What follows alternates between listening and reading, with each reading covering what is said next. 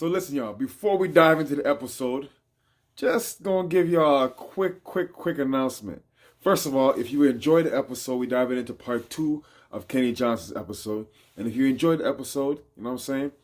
Please subscribe. Before you start watching the episode, please subscribe because it helps us on the channel. It helps us provide more content for you guys. It helps us grow the channel so that we can give you more content. You know what I mean? So if y'all can help us out, do that. You know what I'm saying? Help out the boy. You know what I mean? Hey, this is gonna be a dope part 2 because just like how we have Nipsey in the back right here. Nips always talks about it being a marathon, and it's not a sprint. And we're gonna see that in Kenny Johnson's story, in that it wasn't a marathon. I mean, it wasn't a sprint to get to where he wanted to get to. It was a marathon. It took a long time. He had to overcome a lot of hurdles. But we're gonna talk about his pro career. We're gonna talk about the education of the game. Talk about him being an NBA agent, him being an NBA scout, and his first NBA draft. What was it like? What did he learn from it? And just for players out there, some tips and education he can give from a player who, averaged 32 a game. It wasn't like he just averaged, 20, averaged 32 a game. Is the all-time leading scorer in his school history. Who had one of arguably the greatest basketball collegiate player in Canada. You're learning from somebody, getting information from somebody like that. So without further ado, I ain't even gonna hold y'all up too much more. Let's dive into it. Remember, y'all, subscribe, like, comment, please, because it helps us out. We up. Boom. Okay. You dropped 58 on them. So now jumping back to you're going pro, right? So you're in Armenia. You get to the first team. You face a bunch of adversity here now going pro. Talk about what it was like going pro overseas. Man, people don't know the wear and tear. I had to get the Grand Prix. Then it took another hurdle for me to get overseas. So one thing about me, I don't get mentally drained for some reason. I don't know why I don't. But like it's still a way it told on me. Like it's always an obstacle. I always gotta go prove somebody. So when I finally got there, I was so emotional because I finally got there. I just remember my first game, I posted on Instagram, first game, I'm crying. I see all these congratulations, whatever. I got 100 people going to watch my game on YouTube. People never even heard of Armenia. So I got there. So, first game of the season, I know everybody watching. I don't score. I remember looking at my phone. People saying, dang, this is the reason what took you so long to get here, Hey, didn't score. Next game, don't score. I don't score for a couple games. I think I averaged like 2 points the first 7 games.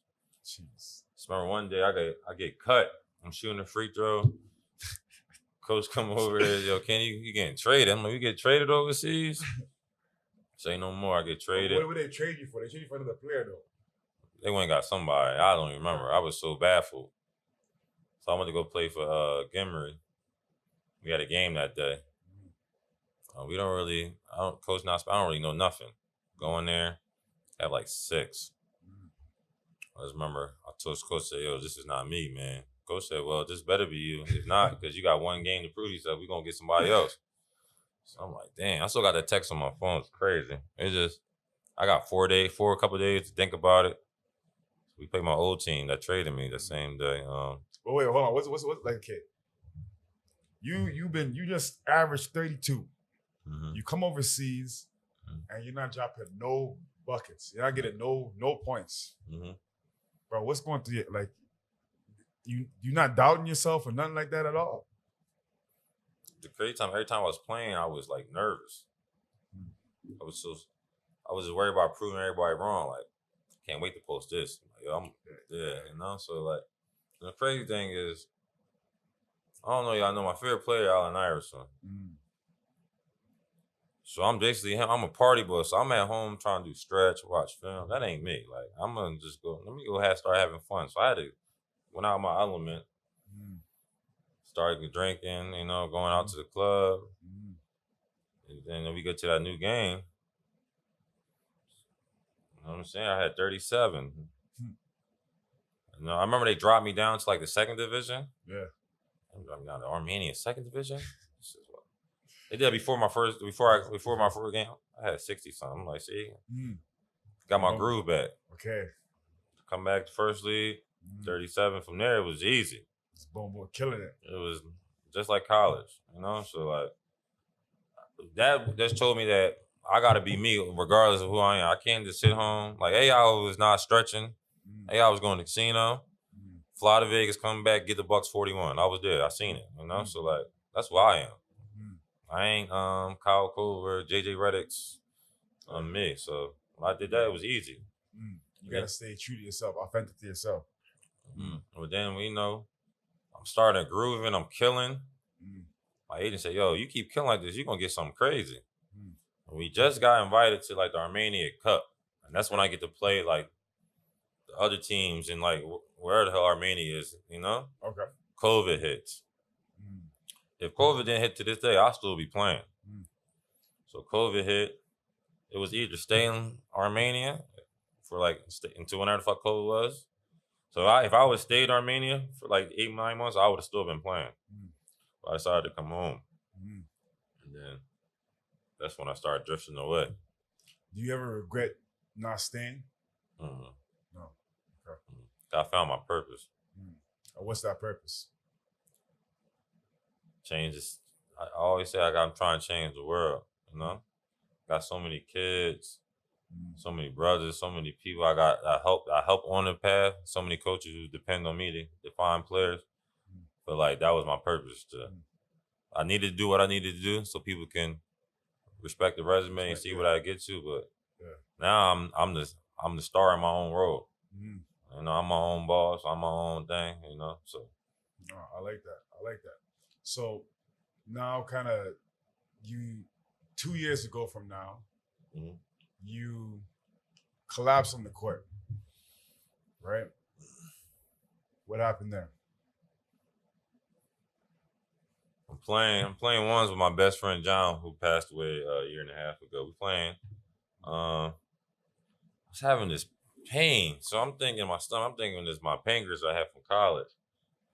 You know, I'm still drinking whatever. So I'm mixing the pancreas medicine with the pill with Tylenol and drinking. So one day I just collapsed on the course. Couldn't move in pain. Get to the hospital. They say, yo, you could have died. You could have got affected. I had surgery right away. Wow. Like, surgery, boom.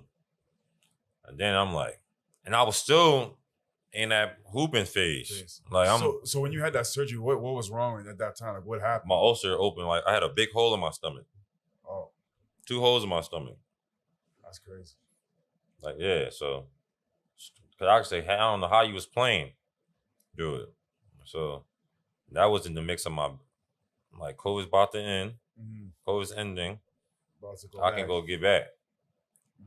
And I was like, I the ulcers, it's still pain to this day. Like, I still can't move how I want to move all the time. But yeah, that's when I had to, like, I got to figure out what I want to do for real. Was that a hard realization to come to, saying, like, yo, like, not that I can't play ball anymore, but maybe I'm not going to be able to play ball at the level that I want to play it at? It's crazy thing with me. I know how good I was. Like, I proved that. Like, you can find the best pros here. I was killing them. It just was, how much adversity can I get? Like, and then training kids, I felt how much I inspire these kids and how good I am at training. Like, I didn't know I was that good and had that impact on kids. So that helped. That helped, you know? Okay. So now kind of, you know, diving into the education. So you've been through tons of hurdles, tons of obstacles, tons of adversity, right? Something that I love to say, I don't say it, I may not say it out loud, but it's always something that's in my head, is adversity is necessary if you want to be great. Like, I don't know no great person that didn't face adversity at some level, or not just one occasion, like multiple occasions. Facts. It's necessary. What would be your advice, or seeing that you've gone through all these different obstacles, what are some of the biggest lessons that you've learned from them? Just be you. I'm thinking is being me got me here. You trying to prove everybody wrong, care what people hate you. they're just gonna make it worse. I'm saying, like, if I got my boys, my son, my mom, if I'm over here trying to prove that person wrong, that's gonna take a toll on that. So just be you. Like I accepted my role. Being me got me to where I'm at today. If that's me partying too much, Kenny on social media too much, Kenny too invested to the kids, Kenny always around the kids. I'm just being me, and being me got to where some of y'all didn't think I was gonna get to, and being me got me to the platform where I'm at today. So just be you. You gotta learn how to adapt. My biggest thing, I can adapt to any situation. I adapted at grandparent. I adapted when I came to Canada. I adapted when being a black trainer out here, being American out here, talk different, dress different, act different. You know, I adapt. Because the one thing they can't say is, they can't say nothing. I did everything I wanted to do. I grew up who I wanted to be. You know, so. Okay, I like that. So staying true to yourself and adapting to each situation that you're placed in, right? Okay, and so diving into the education here now, as an NBA scout, as an NBA trainer, right? What are you looking? I know this is your first year as an NBA scout, right? What was that experience like going through the combine? I know you're training two players, right? What was that experience going through the combine? Not through the combine, sorry. The draft process. Man, everybody know I love training the kids. I love it. Like I'm past it, you know. So like I bring too much value to the game. So being able to do that, and I can hear from my guy Trey Maddox. Shout out to him, saying I was his best trainer he ever had. So that validates that's where I belong. So I know I belong there. There's no offense to the kids, my college boys, my boys. I love training them, but I'm past that. I've done that not everyone's a trainer. I started that from Hooper to trainer. I started that wave, you know? So now my wave is getting to the league. Because I feel like I'm just as good as the Rico Hines, the Chris Johnsons, the C. Brickleys. All they got is they was in the States doing it. I'm in Canada training the top guys. So I'm training Yazzer. I'm training Mason. I'm training Denzel, James, Lee Damage. No one knows them. You know what I'm saying? I'm the top dog here, so I'm training them. I'm the Brookleys and the Chris Johnsons out here in Canada, but it's no NBA talent. So now I got to separate myself, and then I finally got to separate myself. So now I'm being able to scout dudes. I'm going to Vegas this in a couple weeks to train my client in front of G League team. So I'm working my way where I need to be. Is that you know? So okay, as an NBA scout, right? I'm a player. You're an NBA scout. What are you looking for? Are you looking for scoring, passing? Are you looking for intangibles? What are you looking for in a player when you're scouting them? I mean, I just need to know how good, whatever your special thing is. I gotta see how special that thing is. Because if you 6 foot and you scoring that ball, how effectively is you scoring that ball? If you scoring 18 a game, that ain't cutting. If you like Isaiah Thomas at Washington scoring 23 a game at a high level, you 6 foot, it's different. But like if you 6'5" wing, are you a 6'5" wing who can bring the ball up? Or are you a 6'5" wing that's 3-and-D? But you 3-and-D, like you shooting 30, like 40% from three, you locking down, you athletic. Then you can go draw yourself to play with James Harden, you know? So you're a 7-footer. You running the floor well. Can you block shots? Now can you shoot the three well? You know, it's all different ways if I'm looking at you. You know, so it's different. So especially with my agency, we not the top agency. We're not the Rich Pauls. We're not none of them. So we gotta go get at the guys early. So my job is even harder. Can't find the first rounders. I gotta find the guys that's gonna sneak their way into the second round.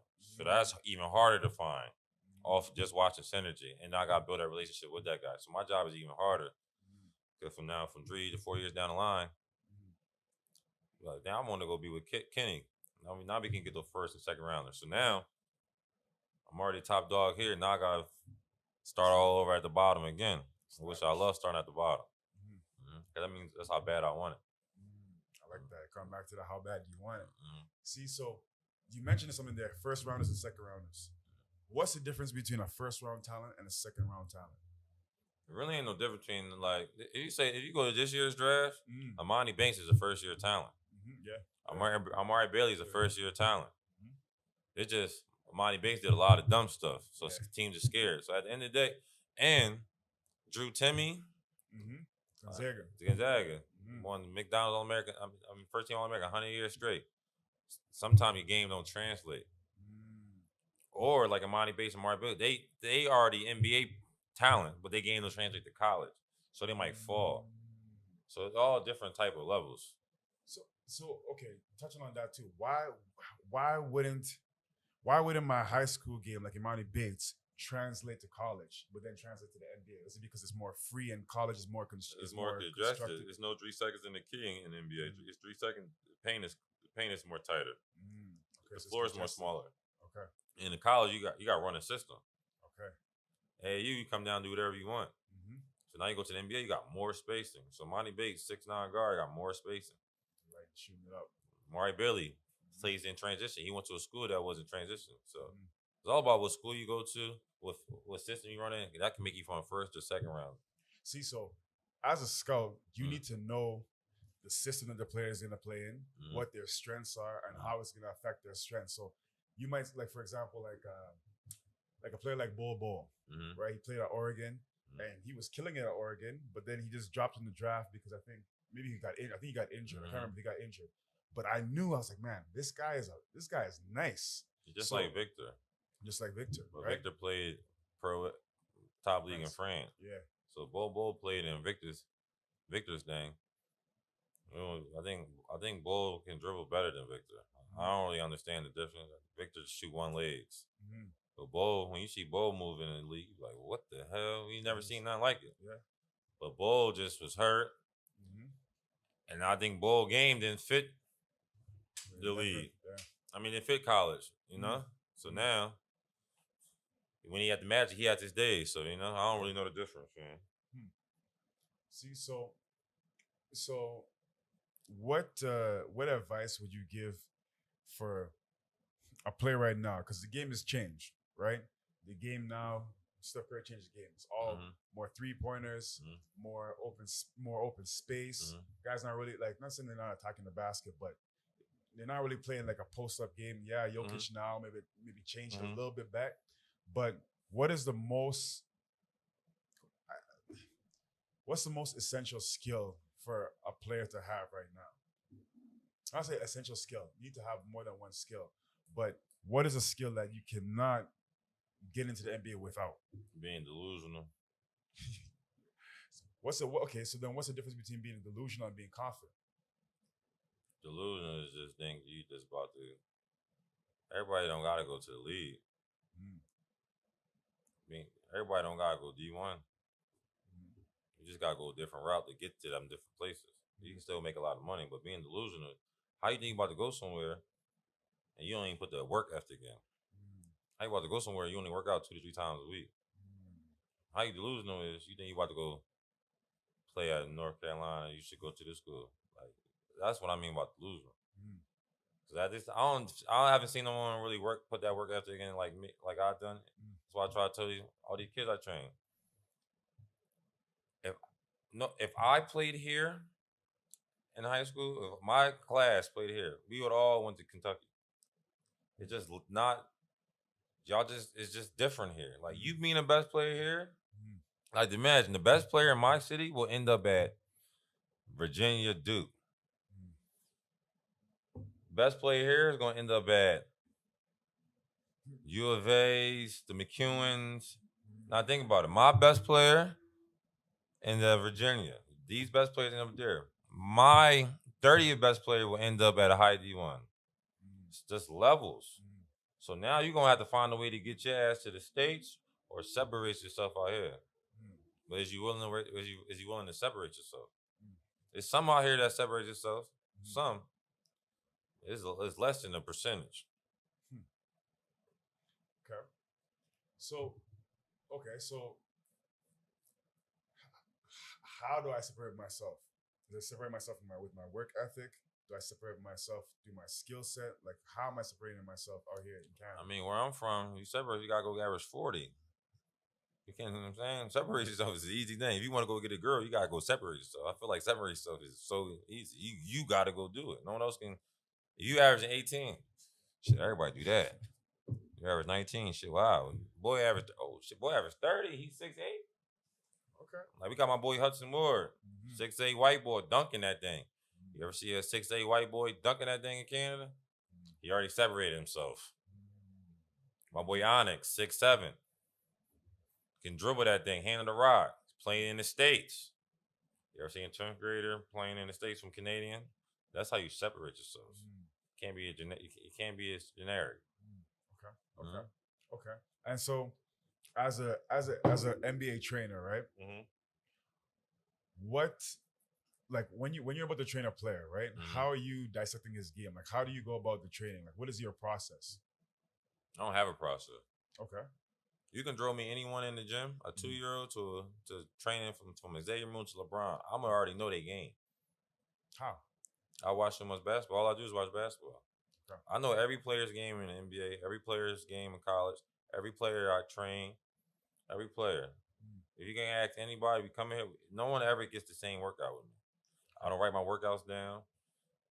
They can't meet me in the gym. I don't know what we doing. Just workouts start at 8:05. I don't know what we doing till 8:05. It just comes natural, and that's my strength. It just comes natural to me. It's a gift. Yeah, it's a gift. Like, I did the pre-draft process. I didn't know what we was doing. I just know what he need. Okay. You know, so. Okay. And so, for somebody that wants to become a scout or a trainer, what advice could you give to them? See, the training thing now, I feel like everyone. One thing about basketball, I think basketball is the only sport anyone can be a trainer at. Okay. But Why the thing, you say that? because all you need is a ball and tell somebody, hey, sprint to the corner, shoot a shot. Sprint here, shoot a shot. Being a good trainer is different than just being a trainer. Yeah, I'm saying, but basketball's the only job. But being a good trainer, you gotta be really invested to the kids. Like, it's not about the money out here. You're not about to make money out here. I went from training. I still train people for free. You gotta really love the game to do it. Yeah. I feel like people love me because they know I don't care about the bread. I'm an NBA. I should be charging way more. But I gotta realize I love it. I gotta start somewhere. You know what I'm saying? So if you a trainer, you gotta start training the kids. You can't be losing. You can't be training kids for $100. Like, you can't charge a mom $100 and their kid gonna end up at ACAC. Like, we can't do that. Sure. And your resume don't speak for itself. You know. So, like, with me, it gotta come out of love. Well, I got the whole Western Alberta loving me because I'm doing it out of love, and I show the kid love. And one thing about me, I can get my kid in any school, from college, from D1, D2, JUCOs, ACAs. I can get my kids anywhere, and that's what they validate me. And I'm the same person they see on Instagram and on the gram. Yeah. And I did what they needed to do. I got to the level they want to get to. I went through diversity. I failed academically. I was not listening to my coach. I did all that, and I own up to all that. You know, that's why I think that separated me, and that's what you got to separate yourself. The train got to be real with the kids. So you touched on something real quick that I wanted to bring up was academically, right? You know, they say, like, if you really a player, your academics, they say they don't matter because they're gonna find you regardless, whatever school you go to, wherever you at, they're gonna make a way for you. Do you think that's true, or do you think that your education is important still as a player? Education is important, and plus, you ain't KD. You ain't going to school for 6 months, so you can go to school for 6 months. You don't gotta go to school because you're only there for 6 months. But for you to get into school, you gotta pass the SATs. You know what I'm saying? But it sounds good not to be smart. All right, what kid don't want to go to Princeton? If I would have went to Yale out of college, out of high school, I would have already been a millionaire job coming out. I could have hooped, graduated, have a Yale degree, have a Columbia degree. What is we talking about? You know, like, you gotta be real with you. So I tell these kids, you trying to go D1, but you don't got the grades. So we already backwards. Yeah. And you ain't next generation talent. Yeah. You know? So education is key. And I second that because even when I was playing football, the offers that I got for some of the schools, I couldn't go because I didn't have good grades, so I couldn't get into those schools. Mhm. Even though if I had the talent, it doesn't matter because I didn't have the grades to get in there. Mhm. So I had to then go to a different school that accepted my grades, even though I got offers from bigger schools, right? Right. So education is important. I know, like, in the moment, you're not really feeling it all the time, Mhm. but yo, it still affects your career. It still affects your playing career. They're gonna find you wherever you Mhm. go, as Kenny proved. You know, he and Grant Perry balling out. Once you balling out, once you stand out, once you make a difference, you got to be different, like you were saying, right? Mhm. But they're gonna find you wherever. But education is important. So even for those young ballers out there thinking that, like when I was playing football or basketball, all I wanted to do was do that. I didn't care about school, but the schooling plays a key role in that too. So you need your schooling Mhm. just as much as you need your on court time. Fact. Um, touching on that too. So as a what advice would you give to young ballers out there? Just if you were to leave them with anything, what advice would you give to young ballers out there right now? Stay patient, keep grinding. Stay patient, keep grinding. You it ain't gonna come overnight. Mhm. It ain't gonna come overnight. I'm talking about the young boys. I'm talking about the ones in Canada. Cause my young boys in Philly, they one thing I know about the States, we gonna find a way. We gonna find a way, you know. But since we in Canada, I feel like my Canadian ballers, you already doubted. Mm. You're already going up against the grain. Everyone only think it's only Toronto dudes. So that should already be the full. You know, should be the fire to the engine. Like if everybody just think about it, Toronto's all of Canada, that should be the field. You know, Mhm. I tell my kids like, you got me as a resource who was in the gym every day. Why are you not hitting me up to get in the gym every day? You hit me up when it's convenient. Well, being convenient, you're gonna end up at these regular schools out here. You know, you just gotta be able to separate yourself. There ain't nothing to it. Just work hard. Sure. If you want to do it, if you saying it, it sounds good. Sure. But if you want to be the one that make it, it's easy. See, so you also mentioned stay patient, keep grinding. Mhm. Where did that come from? That's your brand. Tell me a little bit about that. I mean, I've been patient and grinding my whole life, and I stayed there, and I just kept it. So I was in the shower one day, it just came together, and then that's and that Yes. and them 4 words is legendary out here. Yeah. So it's the Stay way of patient, life. keep grinding. Yeah. Stay patient, keep grinding, and that's in everything that you do. Everything. That's in everything. And the work, like you say, like something you always say, the work always show, right? Yeah, I had like this little booklet that I made. I had all goals to do when I came to Canada. Mhm. You know, so like imagine you knock all 19 goals off.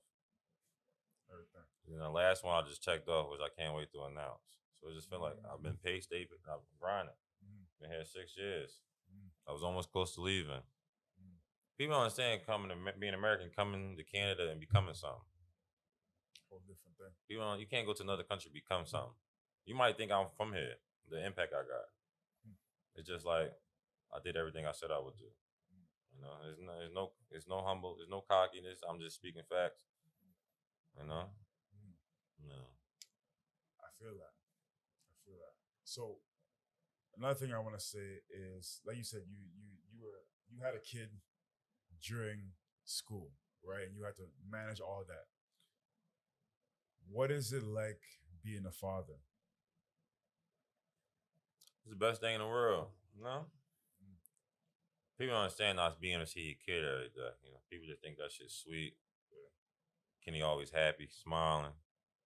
I'd rather be able to take my son to school every day, take him to the gym. So I'm going through all that and making sure other kids are school. People don't understand how hard that is. You know, How do you deal with that? How do you manage that? I'm not big on the mental health. Mm. My mom ain't never complained. Mm. She just find a way. So I'm not big. No, no, no, no. Mm. I'm just not big on it. I made some messed up things. Mm. You know what I'm saying? I could have done better in that role. You know, but being a dad is the best thing. And the how I get through it, Mm. some phone calls, Mm. just knowing that your son is all gonna make sense to my son when he get older. You know, Okay. And then this project I'm doing for him, he gonna have something that he can You gonna leave a legacy. he gonna leave that he can just have for him. So like, people don't understand having a kid at that age I had, and I wasn't ready. I wasn't ready to have a kid. What age did you have your kid at? 24. 24. I wasn't ready to have a kid. Wasn't even close. They didn't even know I was having one. So so it was, there's levels, but no one. It's crazy, people don't really know. I forget I have a kid.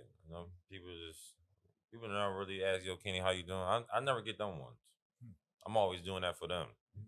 So I just learned I'm one of the strongest person I know. Because I do a lot for people. I do a lot way more for people than people do for me. Yeah. But that's why I choose to do that.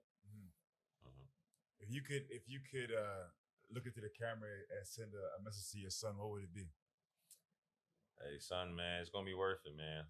You already know the announcement. I already told you, but just know your dad a legend, and it's all for you, man. I ain't the perfect dad, but it's all gonna make sense. That's all. I like that. And so the last couple of questions I got for you. For players that are like, not everybody's like you, where they can go and they can party and they can do this and they still perform on the court. So for players that are not hearing a lot of outside noise, a lot of pressure, how do they block up the distractions and focus on the game? I don't know if y'all know who Aldo Porter is. Yeah. So Aldo Porter went to Georgetown with my best friend. Okay. I remember I get to the room. People heard this. I get to the room. I said, yo, Aldo, we going to the club. He said, no, I'm going to the league. I said, what? So what that mean? I'm just going to lock myself in the gym. Yeah, all right. 2 years, he's draft pick. Third pick. Because he locked himself in the gym. He knew what he wasn't. Some dudes try to be something that they not. I know me. For me to be successful, I can't just sit home. I got to go enjoy myself. Because I just can't think about ball out there. I got to go enjoy it. I mastered that. I be around dudes that think they can do what I do. They not getting up in the morning. They not producing on the court. But one thing you can say about me, he produces. On and off. He produces with the kids, this, that, whatever. He shows up. But now you trying to be something not showing up. Then that's when I call back to that word being delusional. So you got to know yourself. Knowing yourself is key, I'm saying, because like Aldo Porter, shout out Aldo Porter, he knew himself in that, like, yo, I gotta lock myself in the gym. I gotta do this. I can't be going to the club and then doing that. I can't have that same kind of focus, right? So knowing yourself. One other thing I wanted to actually ask you was, as an NBA trainer, I know lots of times they have I don't know if it's not to say a myth, but there's a belief that in the off season, right, you can't focus on too many parts of your game. So like, for example, like, say if I'm going into my next season and I need to become better at my pick and roll reads, right? I can't work on my pick and roll reads and my defense and my shot. I need to focus in on maybe one or two skills, master those skills, then the next offseason work on some other skills. Is that true, or is that? It depends who you is. If you PJ Tucker, all you doing is shooting corner threes. Or pump fake, playing off the ball. PJ Tucker ain't doing no pick and roll drills in this workout. But now if you like my boy Xavier Moon, you working on pick and roll. You showing teams that, shout out to Xavier, he should be in the league. He's in the league. Nice. He's already in the league. Clippers, yeah. But super nice. Like Xavier Moon, he works on his pick and roll game. And one thing about Moon, we all know his jump shot is 99. That mid range? Yeah. So now Moon works on his three ball. So dudes, everyone is different. But I feel like with my guy Trey, his goal was working on him being a point guard. Okay. Then as what I think, you're not going to add too much. You just try and define what they already good at. Okay. And what they one total weakness, and give them one little extra move, two more counters. Okay. So when I do that with my college players, so like my boy, if I got like Yaz in there, Yaz is midi boy. So we gonna make sure that shit is still consistent, but we gonna work on the little counter, work his way out to the 3-point line. So it's all about adding a little thing that I know they will do. Okay. To their game, because you gotta suit their game. You can't be making them train on something that they're not going to translate to the game, because that's not what they do. Fact. But the best thing about is training girls. Okay. Because now it's really hard training girls, because like you don't really need them to. Kennedy Dickey told me this, which is great. Shout out to Kennedy Dickey. She told me this. She played San Francisco, going on them. She said trainers try to teach her how to dribble and all that. You don't really need that. So you train with girls. Girls don't need to do all the work. Girls just be able to define it, play how they play. Pump fake, two dribble. No, the game is beautiful with girls. Girls like passing the ball. It's not really ISO unless you born gifted that like that. So training with girls is all about getting to their spots, having a handle so they can have the confidence, but they don't need to be doing in and outs. Crazy. It's just like unless they a point guard, but they wings, it's just that's when you really got locked into the game. I feel like with girls. So I'd rather train girls than guys because it's more. Okay. I think you kind of answered one of my other question is that because I was gonna ask you like say like if I'm mid-range killer assassin, right? Mid-range assassin, I got nice handles, whatever like that. Do I focus on mastering that skill, or am I constantly adding to the bag consistently every year? So you still added to the midi bag. Okay. But then you got like DeRozan. You see what DeRozan did, he's learning how to shoot that three more. Now I'm a 3-level scorer. And I imagine Giannis, he's starting to work on a 3 more. Come a 3-level, now you're 3-level scorer. Like my boy Owen Weaver plays for Nate. He loves getting to the hole. So now once Owen start getting the midi, it's way harder. Yeah, because they can't guard you close. Yeah. You go beat them off the dribble straight to the rack. If they give you space, you have the midi. Like what was me? When I was so stuff in college, I was all 3 levels. Okay. All right. Barbershop talk. Your Mount Rushmore. All time. 5. Starting 5. Basketball. AI. Bron. Cole. AI. Bron. Cole. KD. Okay. Jokic. Sweet. Oh, that's not even okay. That's all time. No Shaq, no. Okay. So you think? I'm not a Jordan fan because Kobe did what Jordan did. Bron did what Bron did. AI pound for pound the greatest. Yeah, there's size there too. And I grew up with AI, so AI, Bron, Kobe, KD, Jokic. Okay. Who is the best player in the NBA right now? Skill wise? Or just pound for pound best player in the NBA right now?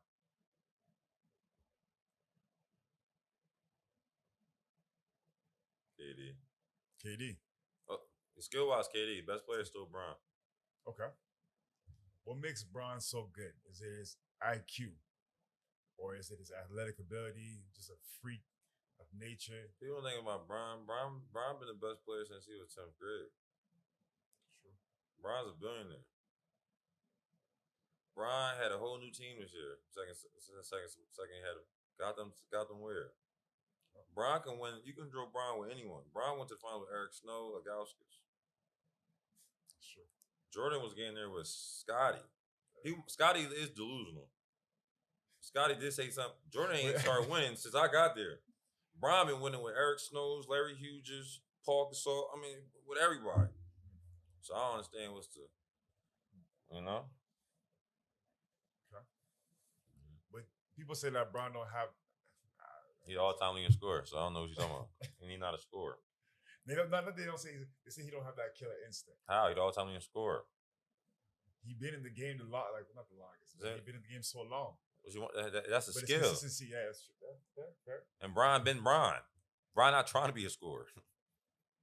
He didn't even try to get that. Imagine Bron tried to be a scorer. Oh God, remember he tried to be a scorer against the Warriors? What he had? 41. He averaged 41 at playoffs. He should have been the Finals MVP. Yeah, he should have. He led because he led both teams in every category. Fact. Right now. Okay. This one close to my heart. Russ or CP3? Who had a better career? That's easy. Russ won an MVP. Thank you. Y'all heard that. Y'all heard what he said. Who would you start an NBA team if you were a GM? Who would you start your team with right now? Under 20, under 25 player. 25.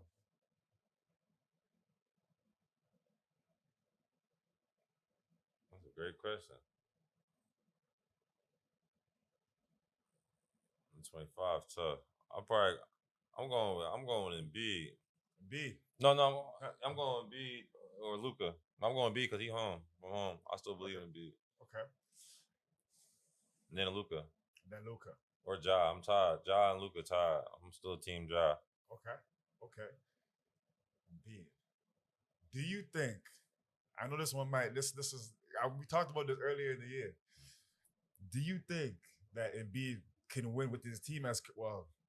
They're gonna make some changes. Tobias Harris might leave. I don't know what James Harden gonna do. But do you think that Embiid can win as his team is currently constructed? Yeah, we just keep losing game 7. But it's on Embiid. It's on Embiid's fault. Embiid take ownership. But how is he gonna be? Not saying how is he gonna be better. What does he need to do better? Is it health? No. Is it? It's him. You gotta log in. It's gonna take you a long time to get over that mountain. Each year he get better. Okay. We from Philly. We gonna listen. So it's not a biased opinion. No, he get better each year. We can hate it. We mad he ain't perform, but get back in the gym and get better. He can win us another MVP and get us a chance to win. Some people say he cried for that MVP. He ain't cry. They say his two counterparts, Giannis, who got MVP, Jokic, they went and got rings. He was better than them in the regular season. He was. The regular season, yeah. Okay, fair. That's fair. what the MVP is for. Fair. Jokic is the best player. Was the best player in the world this year. Fair. Your thoughts on Victor Wembanyama? What you think about him? They say he's the best prospect. Potentially could be the greatest prospect ever. They're saying could be better than LeBron. But what's your view on that?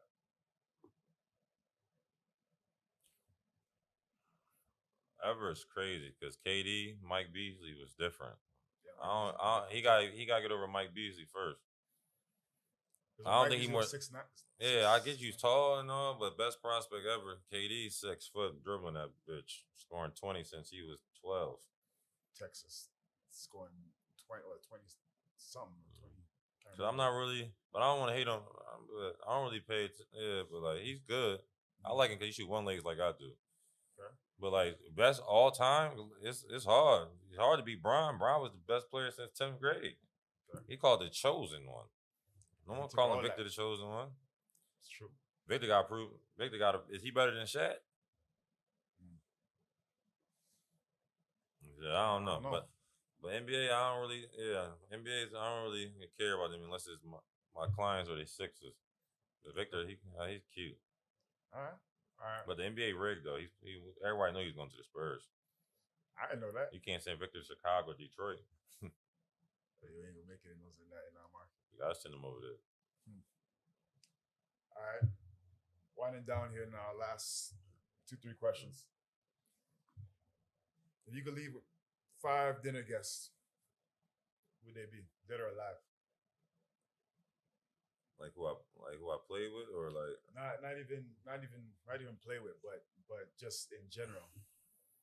Could be ball players, could be athletes, comedians, could be whatever. Aaliyah, AI,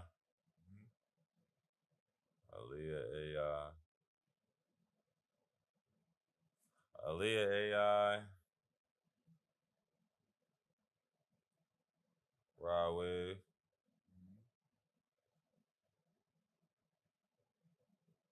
Mac Miller. I need Ja.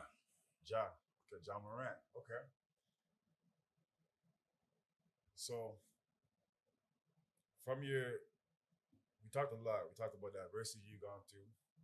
Talked a little bit about, the things that you do with the kids.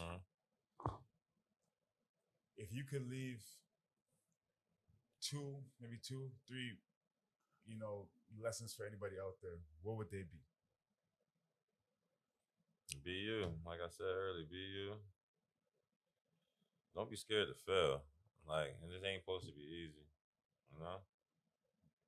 And then if you are someone who likes giving back, be that.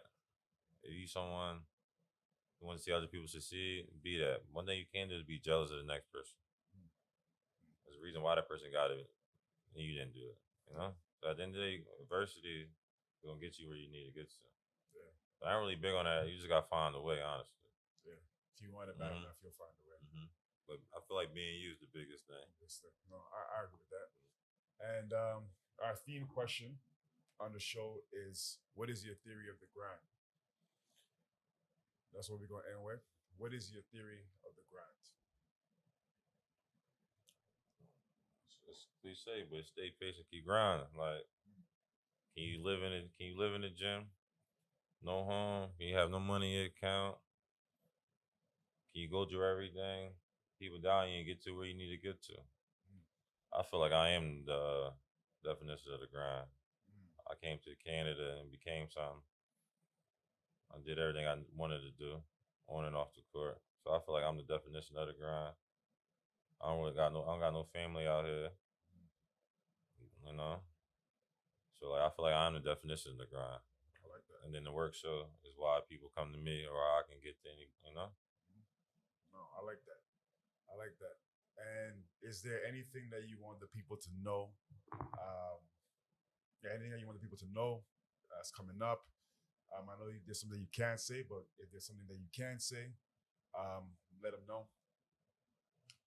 I mean, y'all know who I am. You know, I'm the same person you're gonna see on camera who you gonna see in real life. I'm not changing who I'm gonna be. I'm gonna be me. I grew up who I wanted to be. I don't feel like it's no one doing what I do. I care more about others than I care about myself. You know, I just want to see my people succeed. I just want to see my little bros, the girls I train, my brothers succeed. I feel like I'm one on one. There's not a lot of people can do what I can do. It's hard what I do. It ain't for everybody. And then to be real with y'all, like I'm only missing one thing. I already told you. I'm missing that one girl that can, you know. Send a shout out. So send a message out there for that one girl that could probably be out there. Like I said, I know it's hard dating me, but wherever that one girl that can hold it down, that's what I'm really missing. I got everything else I need. You know, it's just one girl that can deal with Kenny. Ladies, y'all heard that. Yeah. Applications, it's summer still, you know what I'm saying? So you hand in your applications anytime. But And then one more last thing, and then this last mission I'm completing. They can't say nothing. They're gonna say I'm partying and drinking too much, but I'm doing something that a lot of people can't do, and it's gonna change the city, you know. And then, like I said, it's for my son, and then I get to have something that no one else can have here, take away from me. And then I completed my mission in Canada. Facts. Now I just gotta get to the league. Facts. That's Facts. Well, we're gonna be watching you on that journey too, and we're gonna be supporting you too. Much love, much respect. I already told you I got lots of respect for what you did because it's inspiring, right? Like you came from the States, you came here, you went through a ton of adversity. A lot of people would have just caved in, would have folded. You didn't. There's so many opportunities where, like, not playing for 2.5 years, not doing this, not doing that, and you still came to create a legacy, right? And it's not done yet, right? It's still keep going. So I think your story is very inspiring and motivating for people out there too, going through their own little bit of adversity. And like he said, you know, being yourself, staying true to yourself, and not trying to fake it and be anybody else, I think is the most important thing. And just like he said, stay patient, keep grinding, yo. Same thing we're doing on the show, on the talk show. But that's a wrap. And we out. We'll make sure that we drop all the socials. You go check them out. If you need to get trained, if you guys are trying to get somewhere, the next level, you know the right person to go to. You know the man to go to. So we out. Pleasure, my man. Appreciate y'all, You man. know what it is. We out. Make sure y'all subscribe, comment, like. You know what to do. We will be back next week with another episode of the Grind Theory Talk Show. We out.